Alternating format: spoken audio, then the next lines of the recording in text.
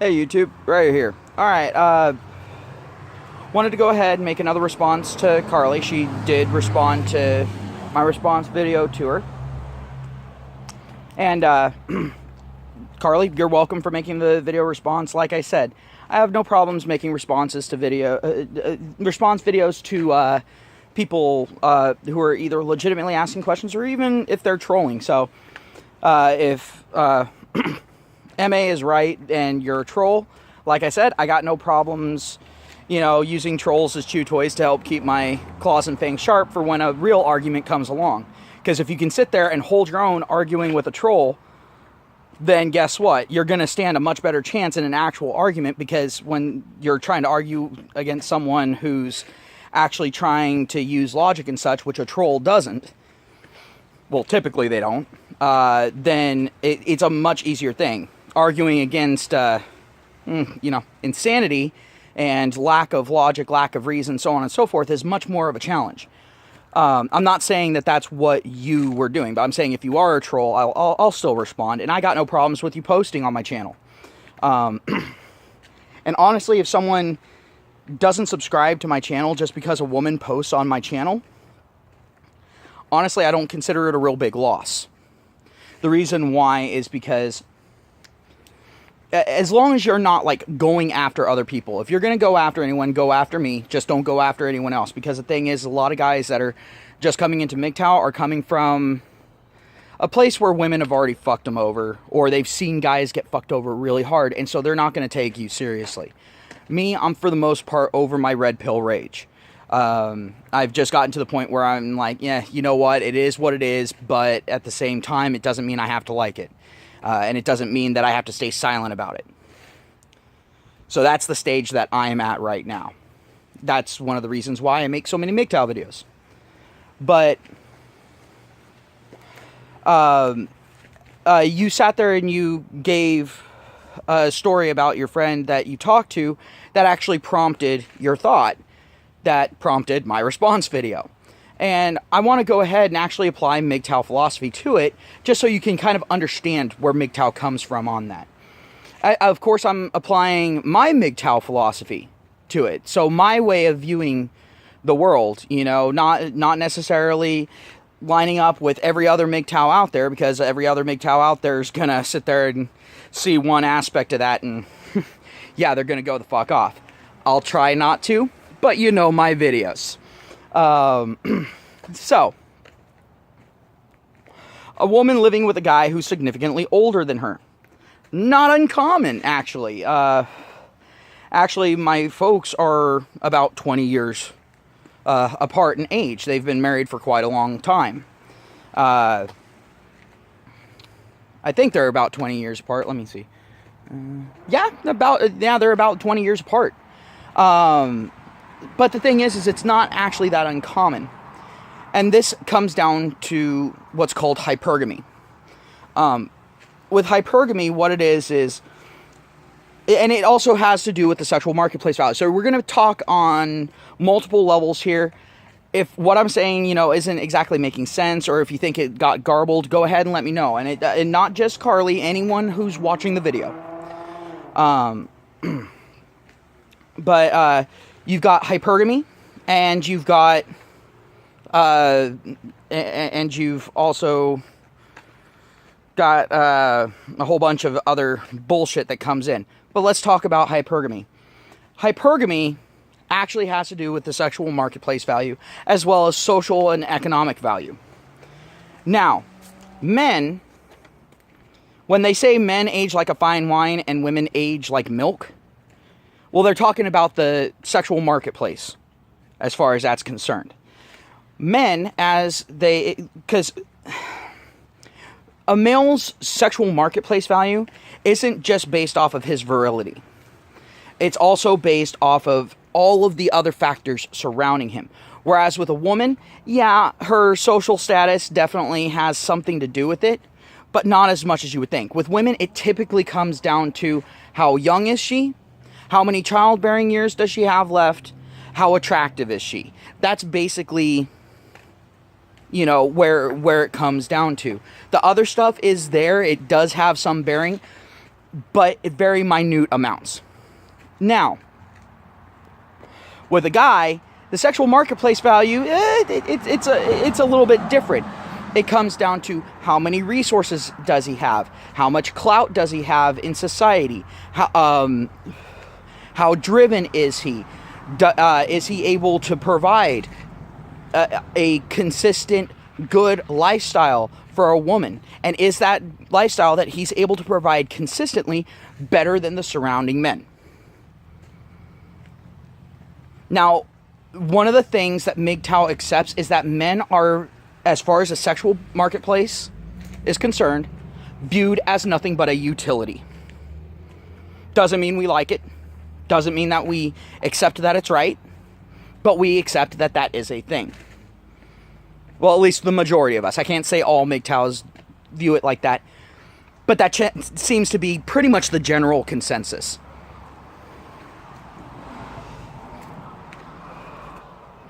But hypergamy is triggered when a woman feels that a man is a higher value target. And the thing is if she's sitting there wanting the guy to marry her, she's wanting him to commit. She's wanting him to lock in his resources to her disposal. And you actually kind of touched on that accidentally. You said that she might not be talking to this other guy. See, what she's doing isn't monkey branching. Because the thing is that other guy, that coworker of hers, that's not a monkey branch. That's her thinking about hopping back onto the cock carousel, which is actually going right back down the tree to basically ground zero. Monkey branching is when you go from the guy that you currently have, ditching him to go out to get with a guy who's higher up the tree. That is what it is. So a guy that's got more money coming in, better benefits, bigger house, nicer car, whatever. That is monkey branching. It's not monkey branching when you go from a guy who's very established, maybe even retired, who is very consistent, has that stability there, and you going down to someone working, you know, at the base level of a law firm or midway through a law firm or something like that. Like if you're dating the boss and then all of a sudden you go down to the fucking bag boy, that's not monkey branching. That's called a downgrade. That's a retrograde burn, and that is her jumping back onto the cock carousel because she wasn't getting that commitment that she wanted from the older guy. And it typically happens when a guy sits there, lives with the woman, doesn't marry her, and she wants to lock him in. So, you sitting there and saying she wouldn't be talking to this guy, this other guy, if she felt more secure, well, at that point, that is hypergamy. The older man triggered her hypergamy with the resources that he had, with the stability that he had, but now that hypergamy is failing to trigger now because of the pure and simple fact that she's realizing he's not going to lock in his assets into her bank account. He's not going to hand everything over to her. He's not going to sign his life away to her. And so now her hypergamy is going a little haywire. And so she's all like, well, if this guy's not going to do this, I'll take a guy that has less shit because I can't lock this guy in. I can't screw him out of it. Now, she's not actively thinking this. I'm just saying as far as female nature is concerned. She's all like, all right, I can't go ahead and get this guy, but this guy right here is sniffing around and he's looking like he's really interested and he would be willing to go ahead and guarantee me these resources. Even though they're lesser resources, they're guaranteed and I can go ahead and use the legal system to hold him to it. And the fact that it's a younger guy, more than likely, I don't think you mentioned it, but I'm assuming it's a younger guy. And since coworker, probably a younger guy, maybe a couple years older, but not 20 years older.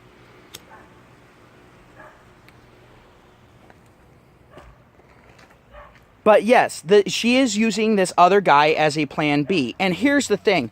I want to go ahead and ask you something. reverse the situation. If a guy was with an older woman, she wasn't really committing, so on and so forth, but then the guy ended up getting calls from a younger woman and ended up meeting that younger woman, what would your first thought be? You wouldn't sit there and think, oh, well, it wasn't sexual. No. You'd be all like, oh, he met her and fucked her brains out. He cheated on her. Even if he didn't fuck her, it's still fucking cheating. Yet you're making an excuse for your friend. See right there that if you are indeed a woman, then one, that is showing own group preference. And it is showing a little bit of the ugly face of gynocentric hypocrisy. Where women are afforded a little more benefit of the doubt than their male counterparts. Now, you may sit there and, look at a guy doing the exact same thing the same way, but I doubt it. And be honest with yourself as to whether or not you would.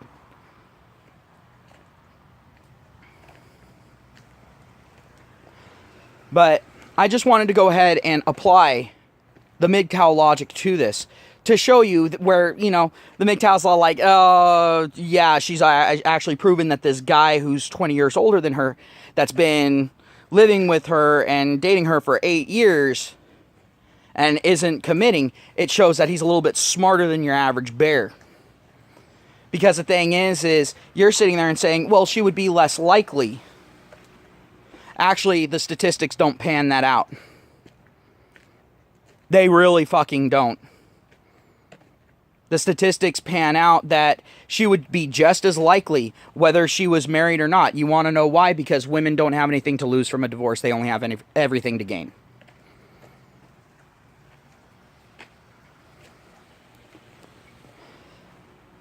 And that's with the laws in the vast majority of countries. It's very rare to see the opposite of that. You don't see the opposite of that in Western society, period. End of story. Women always come out on top in a fucking divorce now.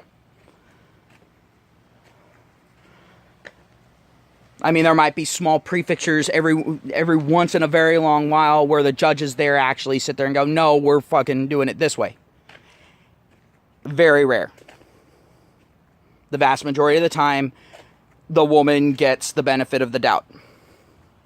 Especially since no-fault divorce has become a thing in the West. It's not just in the U.S. It's all over the fucking place now. Throughout Western society. And honestly, I think that no-fault divorce was the worst thing to happen to not only the family unit, but to us as a society, as a civilization, as a species. Because before, you had to have a reason. You had to have a provable reason where you're all like, no, this cannot work out. This will not be able to continue on. And the thing is when there was fault divorce, if a woman was caught cheating on the man, guess what? She didn't get shit. She went back to mommy and daddy going, yeah, I kind of fucked up. Either that or she ended out on the street homeless. If a man cheated on a woman, he got raked through the coals. All right, fine. He deserved it. You sign a fucking contract, you break the contract, you pay the fucking price. But it's gotten worse and worse and worse as time has gone on. You also said that this other guy would be much less likely to sit there and hit on her. No, he wouldn't. He doesn't have anything to lose. He has absolutely nothing to lose from hitting on her. Guys Hail Mary all the fucking time. In fact, there's some guys that will specifically go after a woman who's married because they consider it more of a fucking challenge. They don't care that they're breaking up a fucking relationship. They don't give a fuck about that. They care about the conquer. They care about just proving that they could. It comes down to what some people call toxic masculinity, which there are some parts of masculinity that actually are toxic. The competitive nature of men, while it's our greatest strength, it's also our greatest fucking weakness.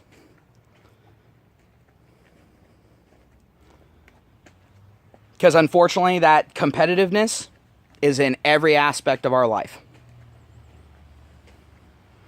That's why you got guys who always try to buy the bigger, badder car, the bigger, badder house, have the hotter girlfriend, and make sure to fucking keep her. Guys coming in trying to steal that bigger, badder car, the bigger, badder house, the hotter fucking girlfriend. Then you got some guys that sit there and decide to go all for broke on it and decide to fuck the hotter girlfriend in the fucking bigger, badder car while it parked in the garage of the bigger, badder house.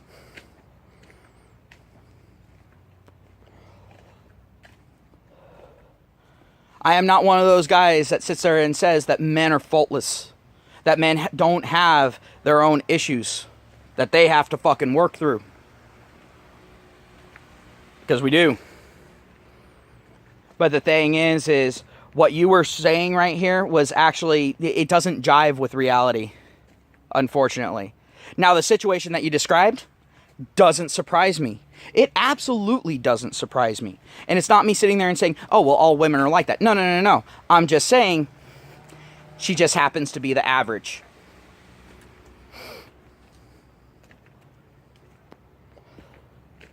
But here's the thing. If you're going out to the club and, you don't got your boyfriend with you and that sort of thing, you go out on girls' night out, you go out to the club, you're dancing with a whole lot of guys, putting on the makeup, getting drunk, grinding up against other guys, letting guys grind up against you, fucking doing this, that, and the other. You're actually no better. Yeah, you might not know those guys. But the thing is at that point, you're advertising that you are available. You are acting in a way where you would act when you are not committed. And I'm not necessarily saying you, but I'm just saying when women do that. It's them testing the waters, seeing if they can still, pull guys like they used to. And it's not uncommon for women to sit there, go ahead and be at a bar or a club or something like that, and meet a guy, that sort of thing, go into his car, fuck him, suck his dick, whatever, and then go home and crawl into bed with their husband. And say, yeah, I had fun on the girls' night out. And lie to his fucking face. Lying through omission, but still lying. I'm one of those people that thinks that if you cheat on your partner, you need to go straight to them. As soon as you see them again, let them know. Let them decide. At that point, you have to throw yourself on their mercy. If they want to be stupid enough to keep your ass, then fine. They get whatever's coming to them afterward. But that's just how I am. Because the thing is I truly believe in honesty. I truly believe in loyalty. And I believe in taking responsibility for your own fuck-ups. And your friend is fucking up.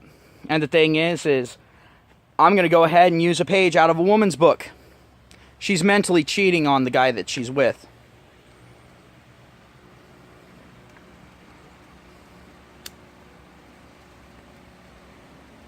In fact,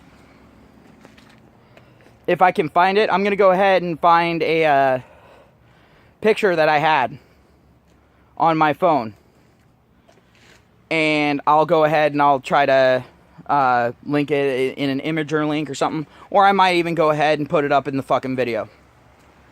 But it says something along the lines of, you don't have to physically be with someone to cheat.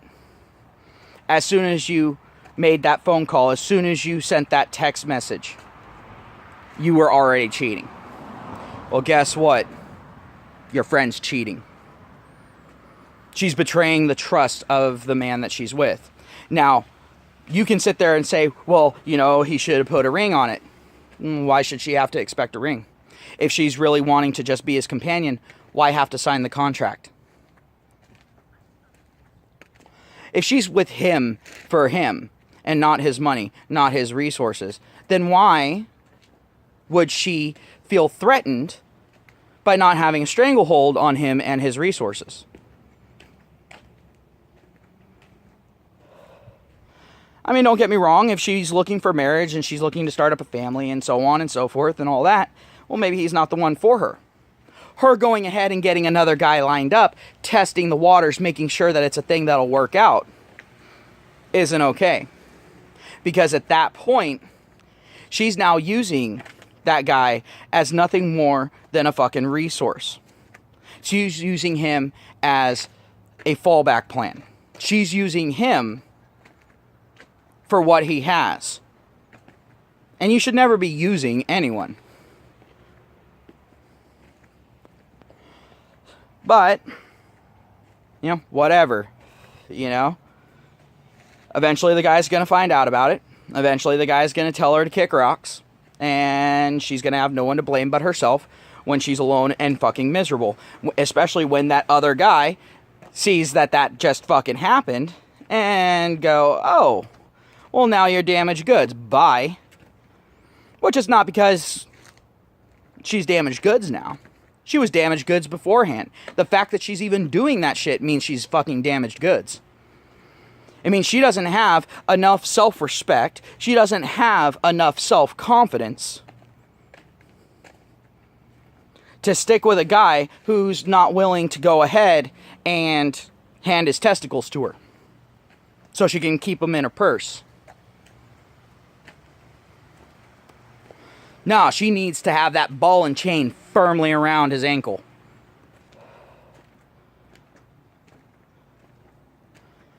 That shows that she's not very confident. She wasn't confident for the whole time. She was hoping for an easy mark. Pure and simple.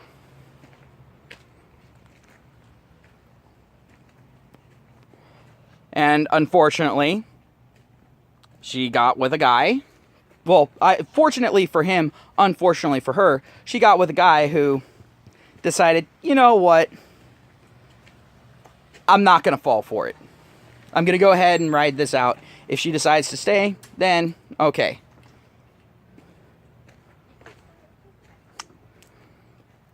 One thing I want to know about this guy, has he been burned in the past? Has he been divorced?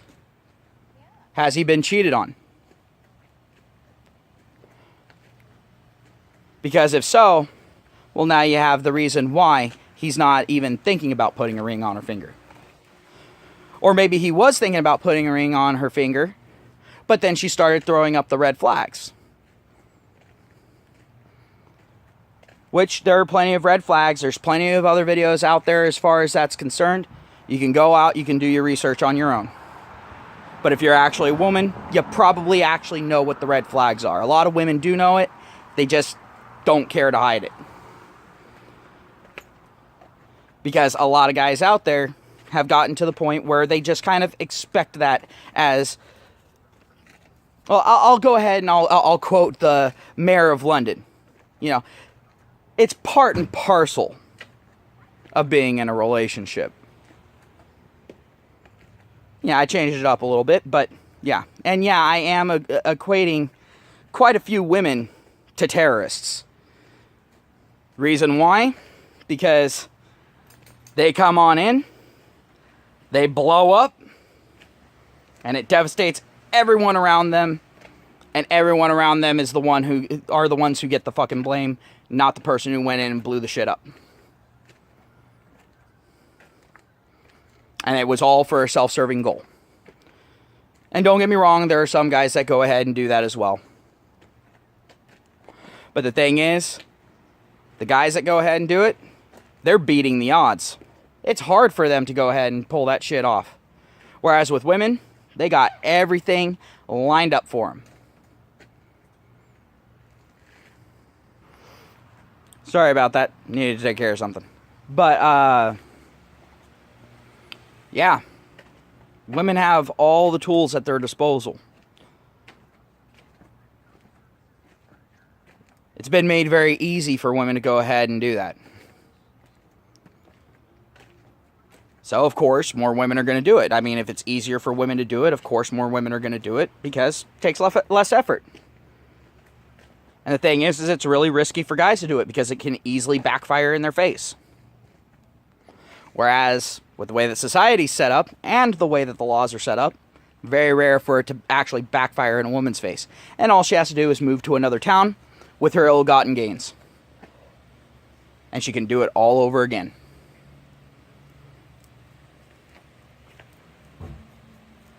But yeah. It's also kind of funny that she's doing this with a guy who's not living in the same area as her. That's actually one way of trying to cover your tracks.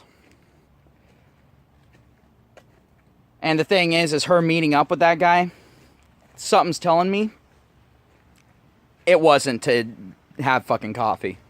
Let's just say that. But I'm also a little jaded against women. I admit it. I expect the worst. Especially in a situation like this. So, and with the odds out there, odds are, yeah, she probably knows what this other guy's dick tastes like. So, let's just go ahead and be 100% honest. She screwed up. And if she was sitting there and asking you that question, I highly doubt that it was for a amicable reason. It was probably because she's probably wanting to figure out, well, if this guy's a MGTOW and he's doing this, am I just being used as a lesson point? Is he coming in purposely trying to screw this up? Now, am I going to say that no MGTOWs will fucking do that? No. I'm not going to say that because there are some MGTOWs that are so vindictive against women and want every guy to fucking see what's going on. They'll stoop to fucking stupid shit like that. But it's also kind of a rare thing. They just sit there and... One second. Too bad it wasn't. But yeah. So I'm going to go ahead. I'm going to end the video because I know I'm starting to ramble at this point. But just wanted to go ahead, bring all this stuff up. And in all honesty, the thing is remember, you're actually somewhat judged by the company that you keep. So if it turns out that she, went ahead and met up with this other guy and, then guess what? At that point, that can actually look bad on you. Just like, if guys hang out with, a guy that goes out and cheats on his girlfriend or dates like 6 or 7 women at the same time, how they end up, like, people look at them and go, oh, well, you hang out with this jackass, so that means you can, at the very least, condone it if you don't also do it as well on the side. So, do keep that in mind. Your friend really needs to get her shit together if she actually is interested in this first guy. If she's not interested in the first guy, she needs to just fucking cut it off. And she needs to learn to stand on her own 2 fucking feet.